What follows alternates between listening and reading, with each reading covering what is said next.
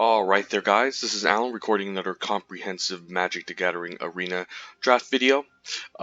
So both Throne of Eldraine and I believe Theros Beyond Death will leave draft in 2 days, which is quite disappointing given that it's only been a couple of days, I think a week since they were placed onto Arena, but that's fine. I mean, we're getting Dominaria for Premier Drafts, but I don't know what we're going to do for Quick Drafts.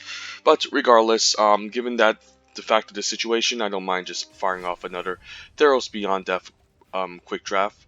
Maybe this is going to stay. There's no time limits, but I also don't have enough gems for Throne of Eldraine, unfortunately.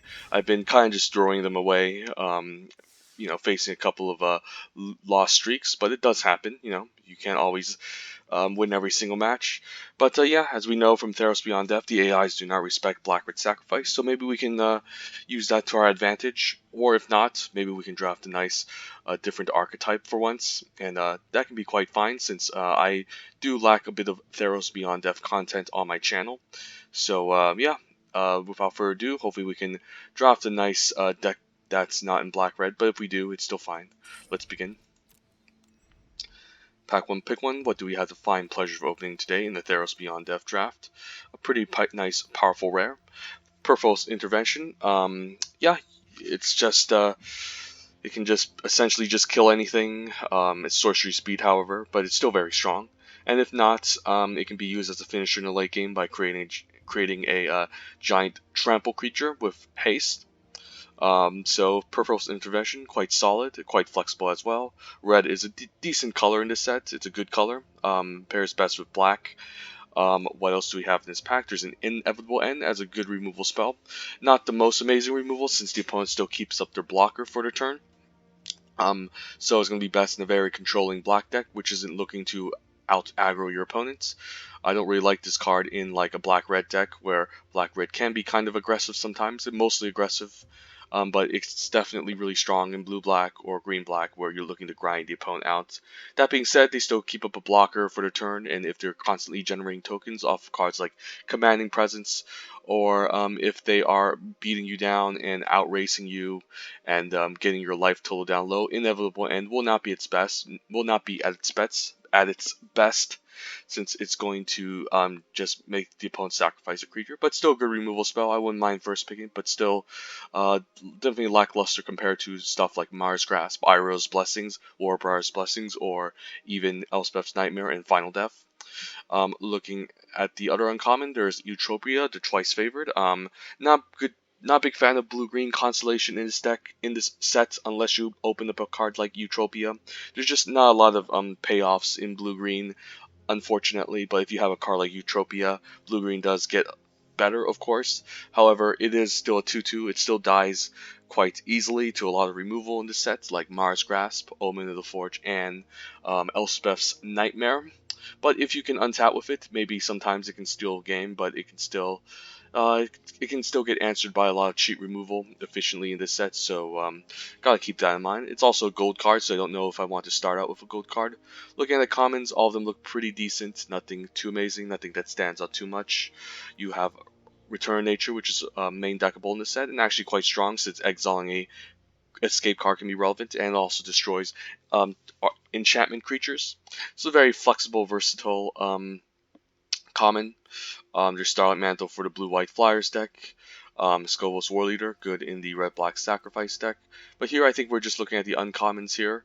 I don't think it's Eutropia. Again, blue-green isn't an amazing archetype unless you have Eutropia, but even then, you might not have a game where you end up drawing Eutropia. You might not have a lot of good Constellation synergy, and Eutropia can still die with a single removal spell. And once Eutropia is gone in your blue-green Constellation deck, it's not going to be as amazing. So I just think it's between Purpho's Intervention and Inevitable End. And I think Purpho's Intervention is just a stronger card. Black is indeed the strongest color in this set, no doubt. But Inevitable End is not that amazing as a removal spell, but still a very good removal spell regardless. But I still don't mind red. Red is kind of like in the middle ground with white and green in the sets, which are both good colors as well. Blue is obviously the worst color, but we'll just take a Perforos's Intervention here, since it's quite solid, it's quite flexible, it can be a nice finisher, a nice removal spell, and red is still a good color in this set too. Follow up by Perforos's Intervention, Inevitable End, again a really good removal spell, black is the best color. There's a Dreamstalker Manticore, which I've been kind of low on. I think it's good in red-green Power 4 Matters. I think it's excellent in the blue-red Flash deck. But blue-red Flash doesn't come together a lot often, just like the blue-green Constellation deck. There's just not too many amazing payoffs for it, and even if you get the Signpost uncommon cards like Dreamstalker, Manticore, it's just not that effective, you know. Dealing 1 damage to any target by casting an instant speed card on your opponent's turn can be pretty solid, of course, but obviously you need a lot more blue-red flash payoffs to make it happen. Regardless, it's still a fine 3-drop. I wouldn't mind playing in a red deck, but I still think Inevitable End is a better card than Dreamstalker Manticore, and it still keeps us open in the best color in the set, so I don't mind taking an Inevitable End here. Best common in this pack, arguably the Thirst for Meaning. Nice card draw spell. Blue is the worst color, just because their commons don't really care. There's not really any amazing threats at common. No amazing escape creatures. But if you open up a powerful busted rare like Cloud, like a Cloud, the Dream Trawler, Ashiok, Kior Best Seagull, or Nadir Kraken, they do benefit from card draw, since your job usually in a blue control deck is to find them. So cards like Thirst for Meaning do get significantly better if you open up a nice blue powerful bomb. But here I think we're just going to take an Inevitable End, keep our options open, and we can draft a nice black-red sacrifice deck, which is highly synergistic. So we'll take an Inevitable End, you know, not the best removal spell, but still gets rid of a creature. They still keep up their blocker. Here we have Timuret, Chosen from Death as the best uncommon. Hydra's Growth is best in, I guess, a white-green Constellation deck where you can enhance a token and turn it into a real threat. Otherwise, it does open you up for a 2-for-1, since there's a lot of removal in this set, so it's not going to be as amazing, and 3 mana is a lot, just to spend a whole turn to enhance a creature. But hey, if your creature gets unanswered by against a deck with low removal and interaction, then it can definitely steal a game, but it's kind of an all-in strategy, and you can definitely get heavily punished, because again, there's even cards like Flicker of Fate and Stern Dismissal in this set that heavily punishes you. So, not a big fan of Hydra's Growth, but it can work out. Looking at the commons, Blight Breath Cataplepis, another excellent black common in the set. Most of the black cards in this set are excellent, even a lot of uncommons, a lot of rares, a lot of commons, and black is really deep. But I think Timuret is still a better card to start early than the Blight Breath Cataplepis, since it can provide the double black devotion necessary for the Blight Breath Cataplepis. It's a cheaper card, and Graveyard Hate is definitely at its best in the set, since there's a lot of powerful escape creatures. So Timuret is going to be amazing in the late game. It's going to be amazing in the early game too. So definitely going to be the pick here, and it provides a bit of life gain in case you are behind. And black is a controlling grindy color in this set, so I don't mind just taking a Timuret Chosen from Death, given that we also have a good black card in this deck. So let's just take a Timuret here. Powerful black uncommon. Could just take a second one, although multiples do get worse, since you can't have 2 legendary creatures out on the battlefield at the same time. But you know, usually I think a third copy of a legendary creature definitely is unplayable, but a second one definitely isn't. So I think a second Timuret is a nice follow-up. No amazing red cards. The best cards in this pack are also just white, but given that we took our first Timuret Chosen from Death, we want to be more focused on Black Devotion than White Devotion, so Rakdos doesn't make any sense here. Second Timuret makes sense, since it provides us the necessary Black Devotion. They can kill our first one, and then the second one can follow up, and we can still start exiling their graveyard. We also have Inevitable End again as a good removal spell. Also, another excellent card in this, the best common in this pack, is Sunmane Pegasus as a nice overperformer in this set. Of course, it gets better if you can put a Sentinel's Eyes onto this and enhance it, since a 4-mana 2/3 flyer isn't amazing. It's not a good blocker, but it's a nice evasive threat. It's a nice way to stabilize a bit with the vigilance and life gain in the late game if you end up in a board stall. So Sunmane Pegasus is an overperformer, but Timuret Chosen from Death is definitely a much more powerful card, so we will take it here. So we definitely know we're going to be drafting black. We don't know what our secondary color is. Now this is a pretty interesting decision. I think there's the best cards in this pack are green. There's a Loathsome Chimera and Elysian Caryatid. The Caryatid is a good 2-drop, but I think if we end up in black-green, that's the escape archetype. I think we want a Loathsome Chimera as an excellent 3-drop that you can constantly escape from your graveyard over and over, so it can almost be like a nice 2-for-1 where it trades in the early game, and then you can escape it again, trade again, and keep trading with this. Escape creatures are very excellent in this set, even the worst ones, which are the Underworld Ragehound in red. The fact that they can just keep constantly coming back and forcing the opponent to perhaps trade can be pretty powerful. This is the only escape card in blue, which isn't even that great. It's just a 2-mana card that replaces itself fine. That's almost like doing nothing. And then, exiling 5 cards is a lot to ask for. But hey, you can still draw a card. Glimpse of Freedom is not amazing. It's very okay. Show Kraken, more and more. A fine blocker in a blue deck, of course, but still not super amazing in this set. There's Will-O-Wolf Haven, which allows you to ramp, also can help fuel escape in the late game by sacrificing it, and you can make a 2/2 wolf creature token. Of course, it is sorcery speed, so it gets significantly worse since you can't ambush your opponents. It's a fine ramp card, but I still think Caryatid is just better. Since you can always just play this out on turn 2, it's a fine body. Gets better with power 4 or greater since it can ramp for 2. But here, we're just going to take a Loathsome Chimera as the best common in this pack. And Black-Green Escape is a nice favorite archetype of mine that I've been waiting to draft so far. So we could still end up there. But we could still end up in Black-Red, given that Peripheral's Intervention is a much stronger card. But maybe Black-Red isn't open this time around. Here, pretty interesting decision. We do have a Hateful Eidolon.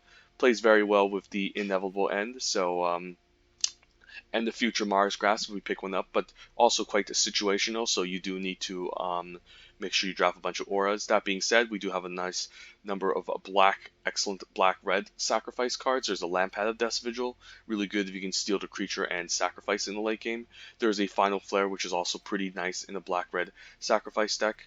So here we can kind of take a gamble. We could just take the Hateful Eidolon, given that we have an Inevitable End that plays well with it. It works well with Future's Mara's Grasp. It also works well with Mogi's Favor if we pick that up. Otherwise, we can just take a fine black-red sacrifice card. But these are at common. I think at common, we're mostly going to get them later in the pack, so we can kind of bank on maybe just a Hateful Eidolon here. But Hateful Eidolon does get significantly worse if you don't pick up any auras, but it gets significantly better if you do pick up auras. And there's a decent amount of auras in black. Again, like the Mars Graphs, there's a Warbride's Blessing in green, Inevitable End already draws us a card. So I don't mind a Hateful Eidolon in speculating here. It can get really powerful for in the right deck. Or it can just be a mispick here. But I'll take the gamble here, given that it has a lot of upside, and the Lampad and Final Flare we can always get later. Here there's a Setessan Training, nothing amazing. There's not even any amazing red cards here. Stampede Rider more for like a red-green deck. Oriad, usually Thrill Possibilities can replace it. There's the Mischievous Chimera for the blue-red Flash deck, but I don't think we're drafting blue-red. And again, there's a Dreamstalker Manticore, which is a fine 3-drop, which I wouldn't mind playing. Clean the Dust is a fine sideboard card too, a nice way to have graveyard hate. But we do have double Timur Chosen from Death already, so it's a little bit redundant.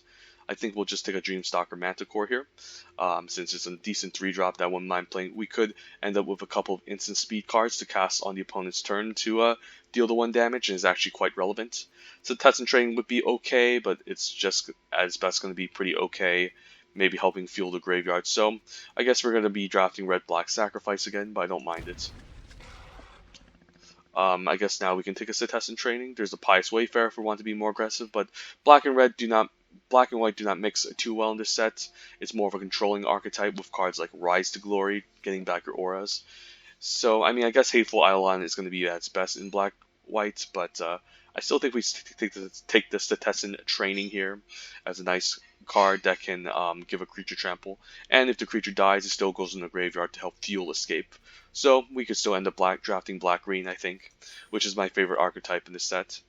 But now we have a choice between Skovos War Leader and the Relentless Pursuit. I guess it's the Skovos War Leader here. Relentless Pursuit does help fuel escape, with the Losum Chimera, but I think the Skovos War Leader is just a much more important card if we just end up in the black-red sacrifice archetype as another powerful sacrifice outlet as a good 5-drop in the late game. There's Omen of Dead, which I wouldn't mind since it has some nice synergy with Escape, since you can just mill yourself and bring the creature back and you could sacrifice this later, but it's still an okay card and it's not a high priority in this set since Escape creatures can just come back themselves, you don't really need an Omen of the Dead. I'll take a Skovos War Leader, maybe bank on black-red a little bit more, since it's again most likely a neglected color that the bots don't value. None of these cards are really playable. I guess we could end up in the with the Wrapped in Flames, and the hero of the games can get better, but not a high priority here. There's a Skola Grove Dancer, which is fine in the black-green Escape deck. Again, not a big fan of. I mean, Omen's fine, but not amazing. I guess I don't mind a Thrill of Possibilities, since that can prevent Flood in the black-red sacrifice deck, which we're shaping out to be. And given that we have Purple's Intervention, I do want to value it a little bit more highly. Thrill also has decent synergy with the Dream Stalker Manticore, also helps fuel Escape. And again, Flood Out is a way you can lose a limited game in Magic, and having at least 1 or 2 copies of Thrill is pretty nice in a nice 16 or 17 land deck. So we'll take a Thrill of Possibilities here, again, stick with Black-Red, and we could even main deck an Oriad if we don't have any good 2-drops. Wrapped in Flame, pretty decent with the hero of the games, but I don't know how aggressive we're going to be. We'll take an Oriad of the Mountains Blaze. Now we can just take a Wrapped in Flames, and maybe we can end up with the hero of the games package if we pick up enough Iroh's Blessings. Yep, so first pack, it seems like we'll be drafting another black-red deck again, but we could still be in black-green if we open up a Pelucranos, but I'm obviously favoring black-red a lot more given that we have Perforos's Intervention here. We'll see. Well, nothing good in green, nothing good in black. I guess there's a Venomous Hierophant, which I'm a big fan of. There's also a Underworld Ragehound and an Incendiary Oracle as an excellent 2-drop. The rare is quite bad, unplayable, don't try it. There is the Reverend Hoplite if I was a heavy white devotion deck, but we're nowhere near that. So I think we're just looking at the commons here: Underworld Ragehound, Incendiary Oracle, and the Venomous Hierophant. We currently don't have any amazing escape creatures in red that we want to utilize with the Venomous Hierophant yet. Regardless, it is a very excellent 4-drop, and there's a decent amount of escape creatures in that we could pick up later. The Incendiary Oracle is a good 2-drop, same with the Underworld Ragehound, but I think here we'll just take a Venomous Hierophant and stick with black. We could end up in black-green yet still, and there's a Losum Chimera, which is quite excellent. The Underworld Ragehounds do get worse in multiples, not gonna lie. But usually 1 or 2 copies is quite good, but I think we'll just spec it on the Venomous Hierophant, since there's a decent amount of escape synergy in black-red and black-green. I don't want to miss out on having a way to enable it. So we'll take a Venomous Hierophant here. I think it's just a nice premium black card. And here we're just going to take a Myers Grass just to stay in black. Otherwise, the other best card in this pack is the Nessian Hornbeetle. We do have a Losum Chimera to go with it, but we know for sure we're playing black, we don't know for sure we're playing green, and Myers Grass is just an excellent removal spell. Also has excellent synergy with Hateful Eidolon, so it's definitely going to get better in value. Pack 1, pick 1, I still think is the Myers Grass over the Nessian Hornbeetle, but Nessian Hornbeetle is a card you shouldn't sleep on. It can definitely get very powerful if it goes unanswered, but we'll happily take a Myers Grasp here as another excellent removal spell, and another excellent aura. Nothing amazing green. The best card in this pack is white. There's a Dreadful Apathy. Otherwise, there's a Rage-Scarred Berserker, which is a fine 5-drop, but still replaceable. I think we'll just take a Dreadful Apathy here. Maybe we can even speculate on white. I mean, we did pick up a lot of red cards already, but I mean, the only red cards we're happy to play are like Skovos War Leader, Intervention, and maybe Thrill of Possibilities. The rest of these are just kind of filler, I hate to say it. But I don't really think I need to prioritize the Rage-Scarred Berserker. I think we'll just keep taking the best card. Who knows, we could abandon red somewhere along this draft. It's still halfway through pack 2, but so you never know. The Dreadful Apathy is just a solid removal spell. Best card by far in this pack. We'll put it in the sideboard for now and see where we end up. Well, I mean, there is a Funeral Rites, Lampad, and Sunmane Pegasus. Don't have too many escape cards yet to make the Funeral Rites good. But I think we'll just take a Lampad here, could wield a portent of Betrayal, and it can play pretty well to Lampad. I don't mind Lampad even in black-green or black-white. Sunbeam Pegasus, again, a nice white card to go over our Dreadful Apathy, but I still think we still take the black card here. Since, again, it seems like we're going to be mostly in black-red sack, so we'll take the Lampad. Iroh's Blessing, easy. Okay, so now we know for sure we're going to be in black-red, so we did miss out on a Rage Scar Berserker, but that's fine. We can always pick up more later. It's still pretty early, even though we're halfway through Pack 2. Best card in this pack, hands down. Nice enchantment to sack, a nice enchantment, nice removal spell, of course, if this wasn't this pack. Discord Piper could be a nice sacrifice fodder that we can utilize. Mogi's Favor also gets better with the Hateful Eidolon, but Iroh's Blessing is too good here. It's also an aura to go with the Hateful Eidolon. So we're for sure going to be drafting black-red now. But here, there's a Nyxbor Marauder if we want to focus on more black synergy, but it's not an amazing 4-drop. It does trade down. Gets significantly better if we have the Blight Breath, Catoblepus, or the Ray Merchant of Asphodel, which we could still find. We do have double Timuret for double Black Devotion. Impending Doom is kind of an all-in strategy, just like the Growth, Hydra's Growth, but it can be fine.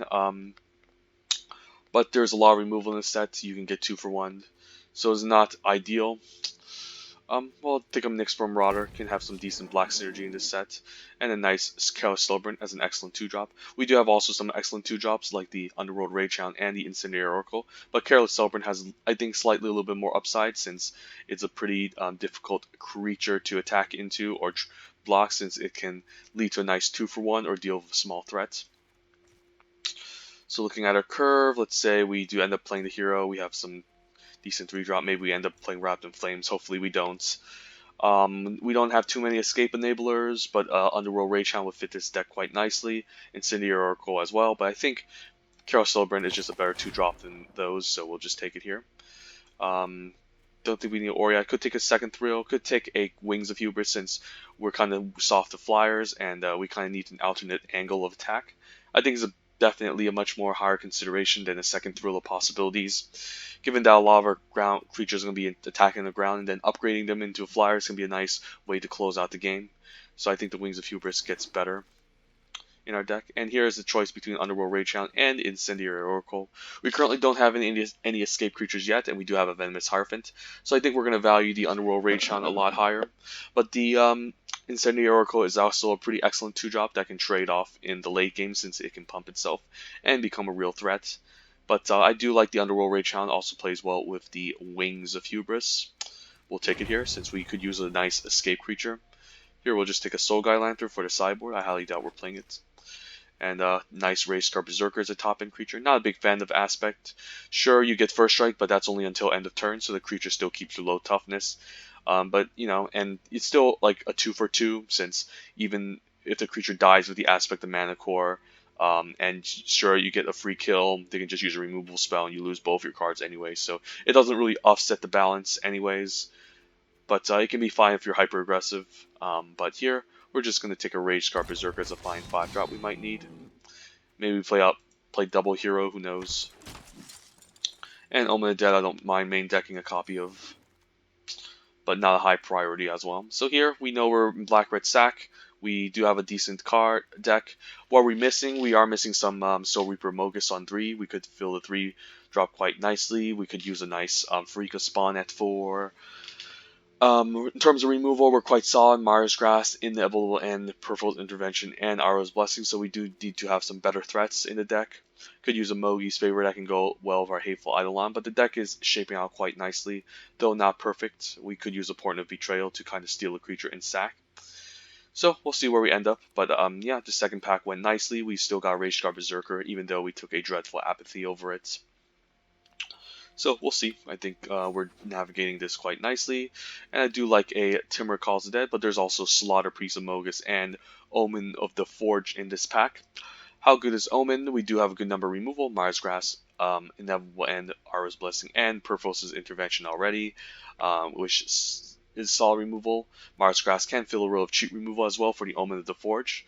Omen of the Forge does also get better if you have a Final Flare already in the deck, which we don't currently have any, or any ways to sacrifice enchantments. I guess Phobos War Leader can, but it's still, I don't think it's good enough compared to the Timid Calls the Dead and the Slaughter Priest of Mogus. Slaughter Priest of Mogus is a fine sack outlet, but we currently also don't have any Portent of Betrayals yet. Timid Calls the Dead, in terms of vacuum, is just a more flexible, powerful card. How many zombies do we have? Not too many. We don't have any zombies. It's a nice way to enable escape. Is a nice card that goes along with the Underworld Ragehound. It's also a pretty nice way to make two 2/2s on turn 3. So it's quite questionable. We also don't have any good 3-drops yet, so we could prioritize the Timred Calls the Dead more over the Slaughter Priest. We have a decent number of 2s, the Lampad, double Timred Chosen from Death, Careless Celebrant, and the Underworld Ragehound already. So we probably need a good 3-drop, and the Timred Calls the Dead's a pretty good one. Also has nice synergy with Escape, nice. We can still like play an Omen of the Dead here to recur a creature that we want to get back that we end up milling. So don't mind a Timred Calls the Dead here. These are more sideboard cards, I think, that we don't want to maybe consider too highly, so I can put them away. So yeah, we're kind of lacking 3s here. The Slaughter Priest of Mogus is quite close, though. Like, we have the Ara's Blessing we don't mind sacrificing. Omen of the Dead we don't mind sacrificing. This gaining First Strike is quite nice whenever and whenever you sacrifice a creature, giving this +2/+0 is nice. But again, we don't have a lot of sack going on still in this deck. I think we're kind of prioritizing Escape a little bit higher, I think. So we'll take a Timid Calls the Dead as a good 3-drop. Here we'll just take a second Mars Grasp. I do like the Underworld Charger, and it does get better in our deck with Timid Calls the Dead, but Mars Grasp is just too good here, I think. Too good with the Hateful Eidolon. It's just overall the most flexible, powerful option in this pack. I don't mind a Liar here, but given that we already have a Hateful Eidolon in this deck, I think I want to prioritize the Mars Grasp a lot more highly. Also goes into the graveyard to help fuel Escape, of course. Another nice enchantment we can exile with the Timid Calls the Dead. But the Underworld Ragehound would fit the curve quite nicely, and Entrancing Liar is a much more flexible card. There's also Colossus if we want to end up splashing, which is a nice graveyard hate card and a nice way to drain the opponent every turn. But we do have double Timid already to deal with the opponent's shenanigans in the graveyard. I think the Mars Grasp is really good. Double Mars Grasp is really good with the Hateful Eidolon.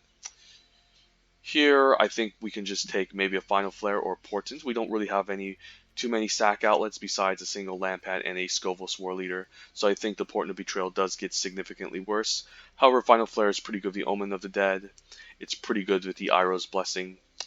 It's also pretty good with, I guess, the Inevitable End, since we still control it, and with a trigger on the stack, we can always sacrifice our own Inevitable End and deal 5 damage, so it's also not bad. So I don't mind the Final Flare here. I think it just works better in our deck with minimal sacrifice. Well, I mean, I don't even like these 3-drops. I think we just take another Inevitable End, makes our Hateful Eidolon even better. So it seems like we're going to be more controlling. But we are lacking threats, unfortunately, but Inevitable End is just too good here. Well, Blight Breath Catobleepus is a fine 6-drop, but Slaughter Priest Mogus is great, as well as the Hateful Eidolon. Double Hateful Eidolon could be too much, though, I think. I don't even know if we're going to end up playing Hero of the Games or Nyxborn Marauder. Blight Breath is a pretty good 6-drop with double Timid Chosen from Death. But maybe we just want to prioritize the early game a little bit more with a nice 2-drop. But it's just mostly going to remain as a 2/2 unless we have a lot of sacrifice fodder. I think maybe one Hateful Eidolon is enough, since 2 does make it more likely that we draw a Hateful Eidolon, but again, it's still not a good body. It's good with the double Inevitable and the Mars Grasp, however, and Iroh's Blessing. But maybe 1 is fine. I guess it's pretty good with Omen of the Dead. Blight Breath is pretty good with Omen of the Dead as well. It's good with double Timber Chosen from Death, and it's a reason to have Nyxborn Marauder in this deck as well. So the Blight Breath Catoblepas could actually be the correct pick here. Although the Slaughter Priest, if I pick up a late Portent, could be fine. Huh. We are looking like a more controlling version of the Black-Red deck. And again, if we take the Blight Breath, it could be a good reason to main deck a Nyxborn Marauder. And we are kind of lacking threats and playables. I do want some more creatures here. So I think we take the Blight Breath Catoblepas. I think it has excellent synergy in this type of deck. We could take a second Final Flare, or we can just take a Portent or Betrayal. We don't have a lot of good stack fodder besides, I guess, the Omens. I mean, yeah, besides the Omen and the, I guess the double Inevitable and Iroh's Blessing are also pretty decent with the Final Flare, but the Final Flare does get worse in multiples if you don't have ways to stack them. So I don't mind a copy of Portent. We can still run 16 lands with a Portent. Now here, I don't mind a second Underworld Ragehound. We do have a Venomous Hierophant to mill the Timber Calls the Dead that wants us to play more escape creatures. And we currently don't have much, so I'll take a second one. Could just take a Stampede Rider as a filler 3-drop. Also Aspect of Manticore I wouldn't mind, but we could use another creature at 3. So I don't mind a Stampede Rider. But an Omen of the Forge is really good now. Maybe we don't need the Wings of Hubris here in this deck. But I think Omen of the Forge is by far the best card in this pack. Don't think we need a second Portent, but I'll take it. Don't think I need a third Portent. Hopefully we don't end up playing this Temple Thief, but I'll put in the sideboard regardless. Alright, our deck looks pretty decent. I think we are lacking creatures, so we might just cut some non-creature spells like this Wings of Hubris. Although it gives us an alternate angle of attack, maybe we can close out the game with enough removal, I think. We probably don't need the Wings of Hubris.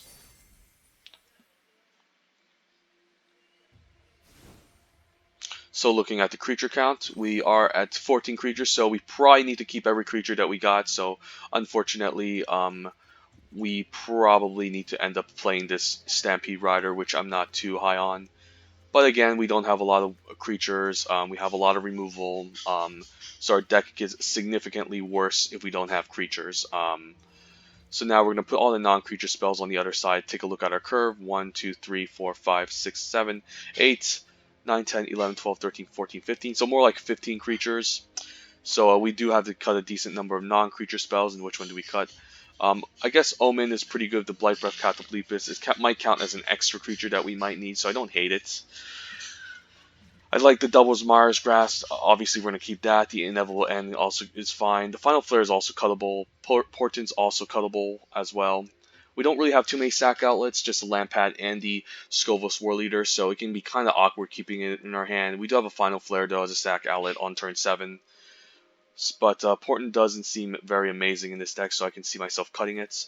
I like the Final Flare, the double Inevitable End, the Iroh's Blessing, and also Omen of the Forge and Omen of the Dead. I think we can end up cutting a land since we are also creature light. So we can just end up cutting a land, I think, and then one more cut. I do think we need a double escape creature given our lack of escape, and we do have some escape enablers. So the final cut is just going to be, I think a non-creature spell. And which one do we want to cut? Could cut the Omen of the Dead. Could actually cut the Final Flare. It does have decent synergy in this deck, but Inevitable End, if I end up casting it without Final Flare, we won't get the triggered ability. And again, we are lacking creatures. We do have a Blight Breath Catoblepas, which functions as removal, and the Omen of the Dead can also get it back. Due to the fact that we're lacking creatures, maybe we still want the Omen anyways. So we can just ditch the Final Flare. And having a Thrill can be a nice way to, I guess, prevent ourselves from flooding. Or I could just cut the Thrill of possibilities. Since we do have the Omen of the Dead and the Omen of the Forge to scry. We don't really have any good flood prevention, however. So if we end up flooding, we could be in a peculiar spot. But again, we don't have a lot of sack fodder. None of these creatures I really want to sack with the Final Flare besides Careless Celebrant. And regardless, we do have Careless Celebrant that can function as minor removal. Same with the Omen of the Dead, same with Double Mars Grass, same with Inevitable End, same with Iroh's Blessing. So I think we have all the removal in the world already. So maybe just cutting the Final Flare is fine since it's a bit of an awkward removal spell at times. And we have Peripheral's Intervention that can deal with something big, Aro's Blessing, double Inevitable End, Omen of the Forge, double Mara's Grass, and Carol Celebrant that can deal with something small. And we do need Flood Prevention, I think, even in a 16-land deck, so I think one copy of Thrill is fine. So I think we keep it even splits. We are favoring black slightly more, but we do have a good number of red in this deck. So I think this is a fine deck. We can try this out. And what should we name this? Rakdos, I don't know, just Rakdos, I think. I could also consider cutting Timuret, since having two Timurets in the opening hand can be awkward, but again, we don't have a lot of good sack creatures besides the Kara Celebrants and maybe Inevitable End, but we do need the Inevitable End and Final Flare in the same hand to make it good. I guess the Omens are fine, but if I keep the Final Flare, what do I cut? I do want the Omen of Dead because, again, we're creature light. Maybe we just cut Timuret. But Timuret having multiple copies can be nice insurance against escape. And if they deal with our first ones, we still have the second one. So I think this is a fine deck. We'll try this deck out. And the picture, yeah, I don't mind just having Peripheros's Intervention. We do have a decent number of 4 power too to pump up the Stampede Rider, and we do need some 3 drops since we have a huge gap at 3 and 4, and we don't have a lot of creatures, so do need to prioritize playing the Stampede Rider, unfortunately. There's also an argument to have Hero of the Games in this deck instead. I don't really like a Temple Thief since our 2s are good. Hero of the Games, how good is it in our deck? I guess we do have an Aro's Blessing to go with it, but that's about it. And if we're playing Hero of the Games, we also have to keep something like Wrapped in Flames, which also isn't amazing of a card I want to main deck. He's more of a sideboard card. Yeah, I think we'll just try this deck out. It's not super amazing, but yeah, maybe we can end up getting 7, maybe not. It's still a fine deck, I don't mind playing. I think it's okay. It might just get 6 or 5 wins, given that I think the cat's out of the bag that people know that Black-Red is the place to be in a Theros Beyond Death bot draft.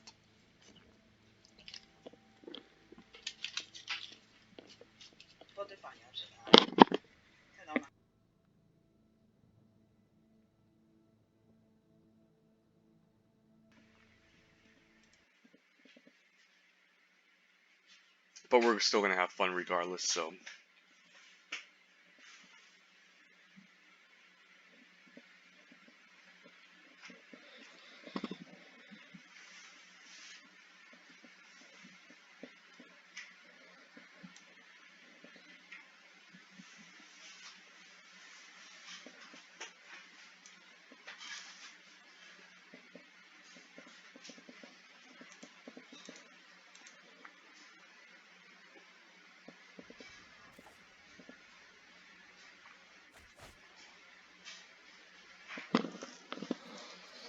Alright, not a great opening hand. We're on the draw. We have 2 red cards that we want to cast early.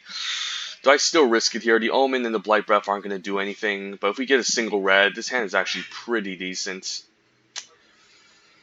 I mean, I can just bank on it. I mean, otherwise, we're still on the draw, so, I mean, a mulligan doesn't hurt. So I think we just mulligan here, since I don't want to take the risk. In here, I think it's a fine keep. We do need to hit our 6th land for the Blight Breath Cataplepis. It has a nice synergy with the Omen. Unfortunately, maybe we are forced to bomb the Omen. We don't have any creatures currently. Peripheros's Intervention is a nice removal spell, same with the Omen. And again, I do want to get to land 6 for the Blight Breath, but it might take a while if we bottom a land. So I think we actually keep this and bomb the Omen of the Dead. Okay, Traveler's Amulet, so the opponent is splashing. We will lead with a Swamp and hide our second color, perhaps. We'll see. If he's spending his turn just to sack a land, we're still fine. But it might get worse because if he's in a more grindier control deck and he has a fixing, that can definitely punish us. Here we're going to play a Mountain since he can keep up the Omen of the Forge end of turn.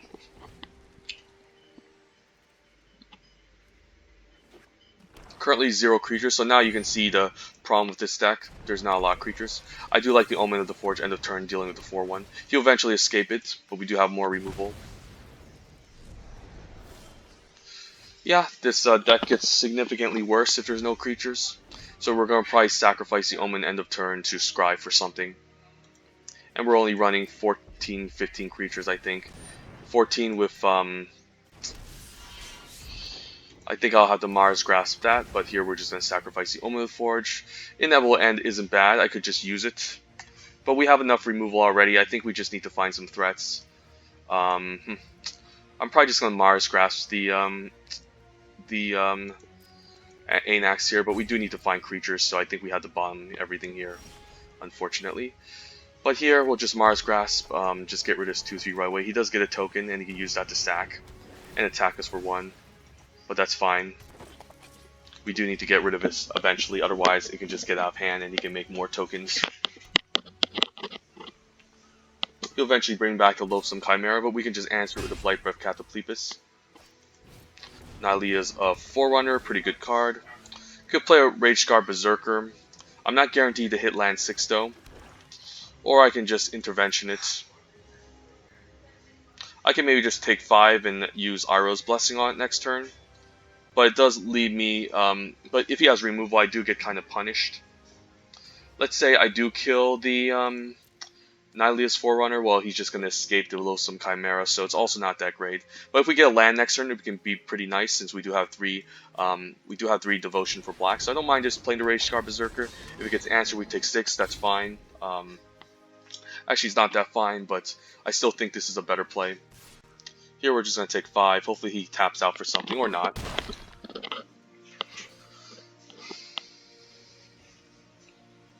I can just attack for 5, and if he untaps, he's probably going to have a removal spell up. Skovos Maze Warden, pretty decent card. Alright, so we could just Iroh's Blessing, he is tapped out. Which one do we want to kill though, that's the question. Perforce's Skovos War Leader can pump itself even more. Nylea's Forerunner is still a fine perfect target, but it does trade down with our Underworld Ragehound. So I think we just Iroh's Blessing here. Actually, I could just Iroh's Blessing the Nylea's Forerunner, and then block the 3/4, and then force him to pump and waste his whole turn. Huh, this is pretty interesting. I know for sure we're going to use the Iroh's Blessing, and he does have 1 single red up. If he has a pump spell, it's going to be pretty bad here, the Infuriate, so I think we take out the Nylea's Forerunner here. Because he's holding priority, he probably has a pump trick. Here I can just stay back or attack. If he pumps, he'll attack me for 7. Huh, this is pretty interesting. Or I can just block and have him spend his whole turn pumping this. I could just attack. Maybe we can Peripheral's Intervention and kill it, but he's mostly just going to escape the Loathsome Chimera anyways. And that can hold off my Rage Scar Berserker. But I think the attack is still correct. We're getting for 6. This is a lot. And if he wants to pump twice next turn, just to hit us for a bunch, we can just Peripheral's Intervention and kill it, or and he doesn't have time to tap out for his Nylea's Forerunner. So I'm fine just taking 4. He'll revive the Loathsome Chimera. Sure, we'll just Peripheral's Intervention, get rid of it, or use a Blight Breath Cataplepus if we top deck a land, and we can get in for a nice 6. Okay, he's probably just going to escape this. That's fine. We'll just Cataplepus, kill off the Loathsome Chimera, hopefully. If not, we'll just use Peripheral's Intervention. It's not the end of the world. Well, I think we have to Intervention this, unfortunately. I guess for X equals 1, and then we can play out the Underworld Ragehound. It's not bad.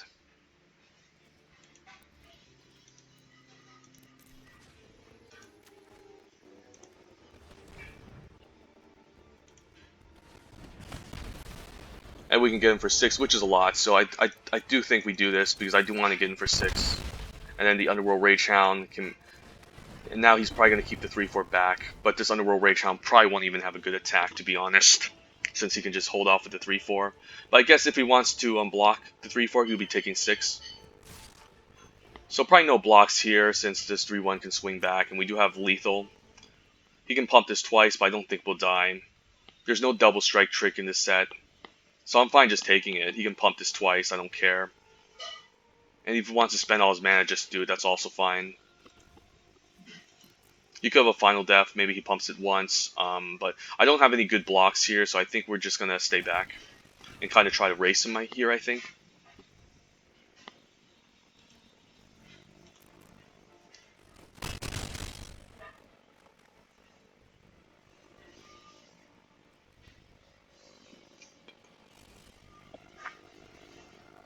He could have a final flare. I think he could sack the token and deal 5 to the Rage Scar Berserker. We do have a Scovos War Leader that can hold off this Scovos Maze Warden next turn. Blight Breath Cowblebus also wouldn't be bad, but it doesn't kill anything, unfortunately. So that's a bit of a drawback, I think. Or yeah, he's going to chump, perhaps. I could just Inevitable End. I could just attack with all. If he has removal, I'm still not dead. If I use the Inevitable End on the 3-4, I guess I don't mind attacking, forcing a chump and using Inevitable End on the 3-4. But I guess he's just going to sack the token, and if he does, he has lethal. So if I attack with all, which I do plan on doing, let's just attack with all first and see what happens. If he does trade off for the 1-3, I guess if he chumps any creature here, the inevitable, he's just gonna sack the token with the inevitable end, and that's not great. So I think we just play out the Scovos War Leader. He does need to find removal to get rid of it and pump twice. So we're in good shape, I think.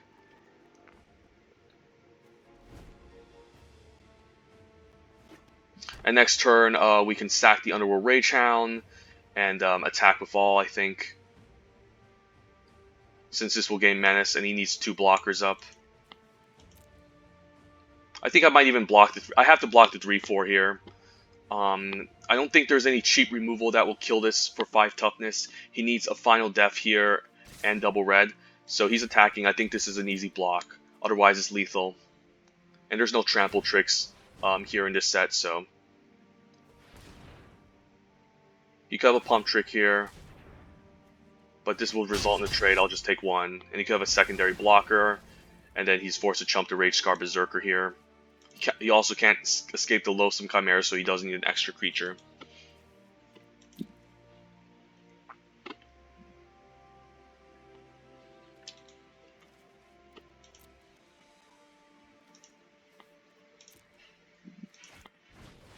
Okay, I don't think that's going to do much.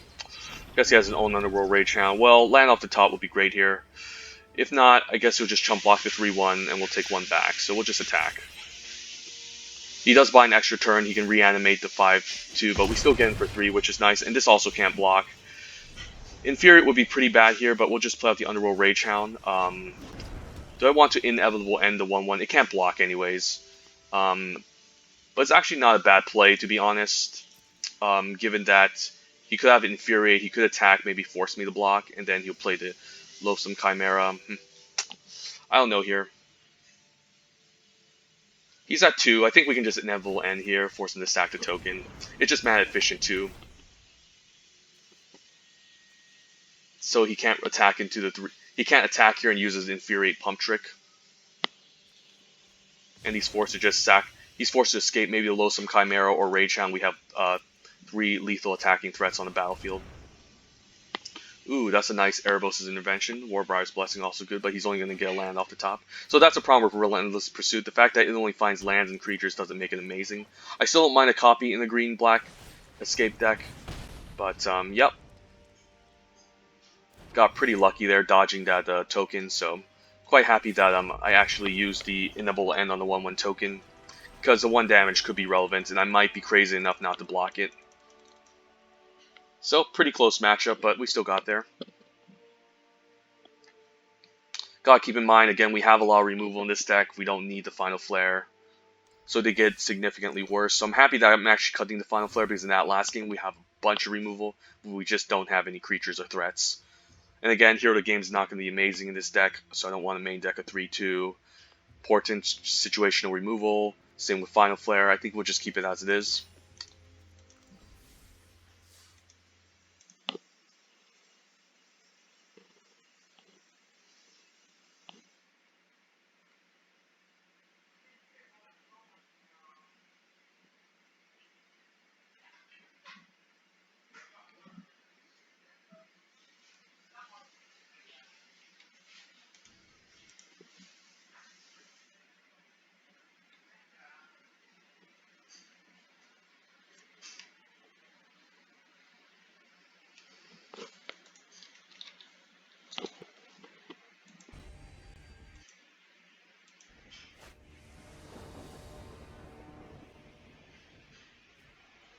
Alright, well, we have a turn 2 Rage Hound to Omen the Forge. We're on the play.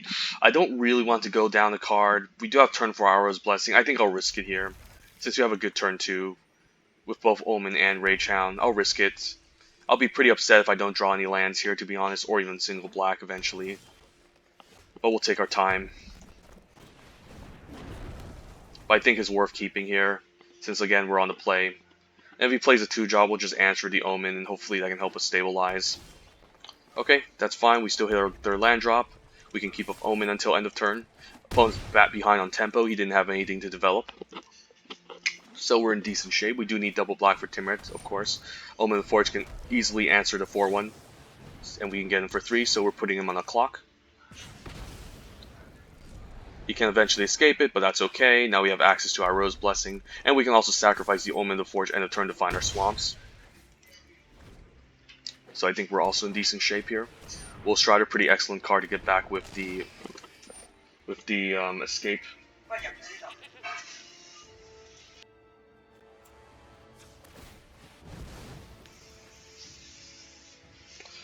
Both inevitable ends we have the bombs since we don't have black, so unfortunately good removal, but we do need to find our swamps.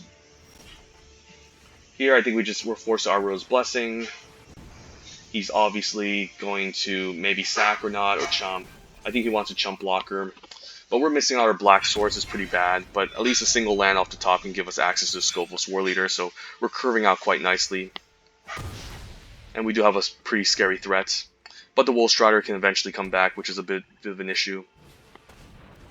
Sure, I guess we can also escape the Underworld Rage Hound eventually.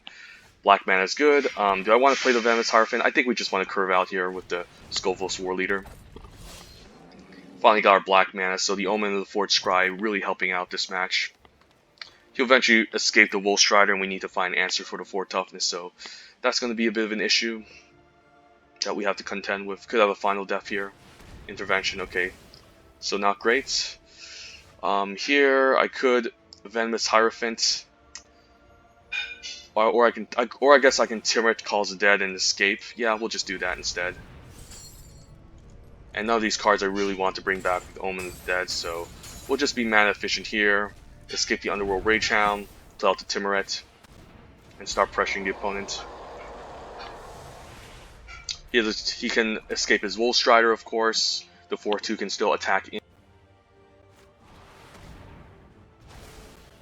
He's taking his whole turn to final death away to Timret, so that's good for us. And now we can play out the Venomous Hierophant to start enabling escape. And then we can also attack him for 4. Okay.